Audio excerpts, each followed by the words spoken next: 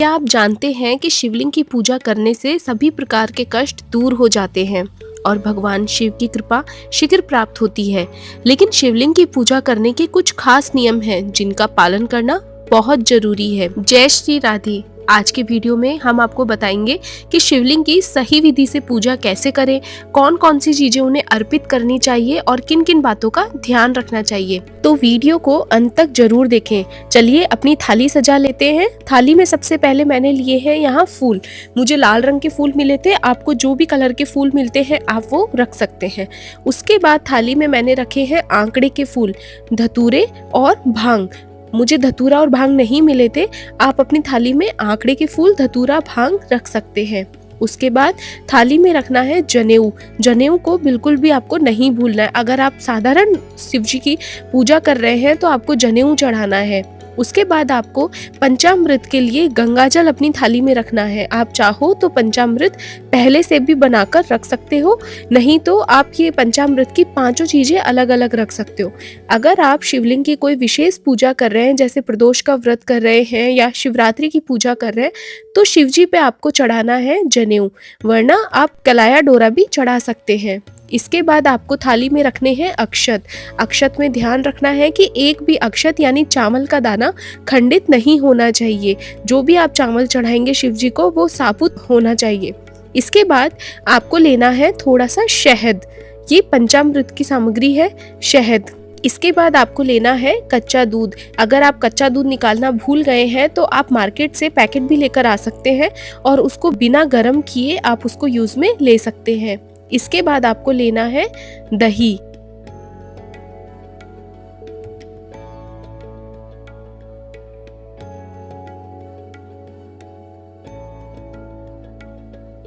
दही लेने के बाद आपकी थाली में होना चाहिए घी। ये घी पंचामृत में भी काम आएगा और आप जो दिया जलाने वाले हैं उसमें भी काम आएगा। इसी के साथ आपको अपनी थाली में लेना है चंदन, दिया, धूप बत्ती और कुछ फल।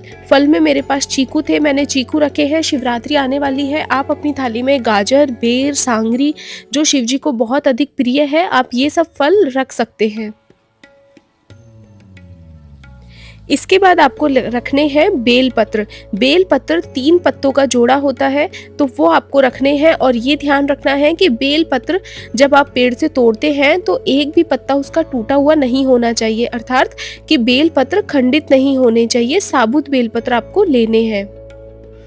बेलपत्र के बाद आपको लेना है लोटे में शुद्ध जल, जो कि शिव जी के स्नान के काम आने वाला है। चलिए अब पूजा शुरू करते हैं। शिवलिंग को सबसे पहले आप कांसा, पीतल, स्टील, जो भी आपके पास बर्तन उपलब्ध है आप उसमें रख सकते हैं और साधारण जल से शिवलिंग को स्नान करवाना है।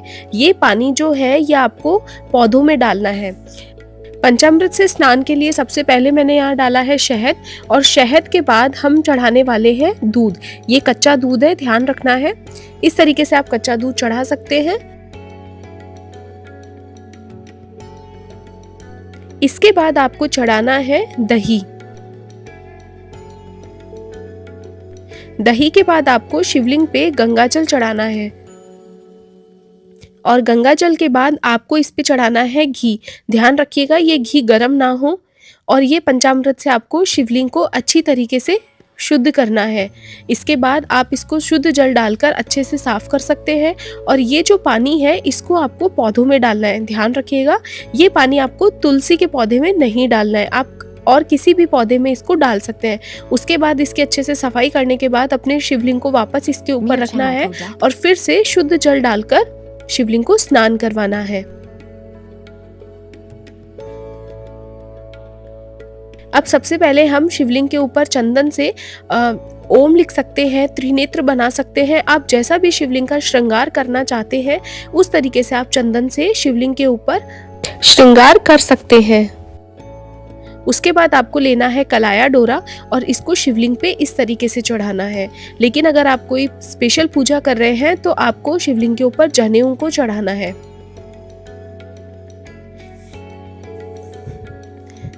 उसके बाद आपको लेने हैं अक्षत। अक्षत के समय ध्यान रखना है कि एक भी अक्षत खंडित ना हो और हमें शिवलिंग पे इस तरीके से अक्षत चढ़ाने के बाद हमें पुष्प अर्पित करने हैं। शिवलिंग के ऊपर हम इस तरीके से पुष्प अर्पित कर सकते हैं। शिवलिंग हमारा छोटा है तो आप अपने हिसाब से शिवलिंग पे कहीं भी पुष्प अर्पित कर सकते हैं। ये उसके बाद आपको बेलपत्र चढ़ाना है। बेलपत्र के ऊपर आप चंदन से डॉट बना सकते हैं या ओम लिख सकते हैं, आप जैसा भी लिखना चाहें वैसे कर सकते हैं। अगर आपको बेलपत्र उपलब्ध नहीं होता है तो जो पहले से शिवजी पे चढ़े हुए होते हैं आप वो बेलपत्र को भी धोकर वापस चढ़ा सकते हैं। बेलपत्र चढ़ाते समय ध्यान रखिएगा कि बेलपत्र का जो मुंह है वो शिवलिंग के ऊपर की तरफ होना चाहिए। इसके बाद आपको चढ़ाना है आंकड़े का फूल।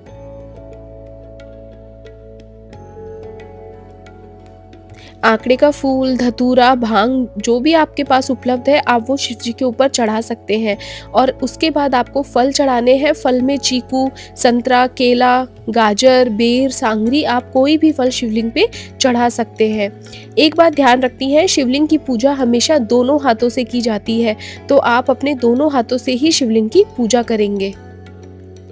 सारी सामग्री हमने शिव जी को अर्पित कर दी है। उसके बाद बारी आती है दीपक जलाने की और धूप बत्ती जलाने की। दीपक और धूप बत्ती जलाकर हम थोड़ा दूर, शिवलिंग से थोड़ा दूर रख देंगे और फिर आपको जो भी कथा सुननी है तो आप वो कथा शिवलिंग के सामने वो कथा सुन सकते हैं और आपकी जो भी मनोकामना है शिव जी से वो सब आप मांग सकते हैं। शिव जी को भोलेनाथ कहा जाता है, तो अगर आपने कोई त्रुटि भी की है शिवलिंग की पूजा करने में तो भोले बाबा आपको ज़रूर माफ़ करेंगे। आपको केवल उनसे एक माफ़ी मांगनी है। आपको ये वीडियो कैसा लगा मुझे कमेंट में ज़रूर बताइएगा। कमेंट में हर हर महादेव जरूर से लिखिएगा। अगर ये वीडियो पसंद आया तो वीडियो को लाइक ज़रूर कीजिएगा, चैनल को सब्सक्राइब कीजिएगा और वीडियो को शेयर करना बिल्कुल भी ना भूलिएगा। धन्यवाद। जय श्री राधे।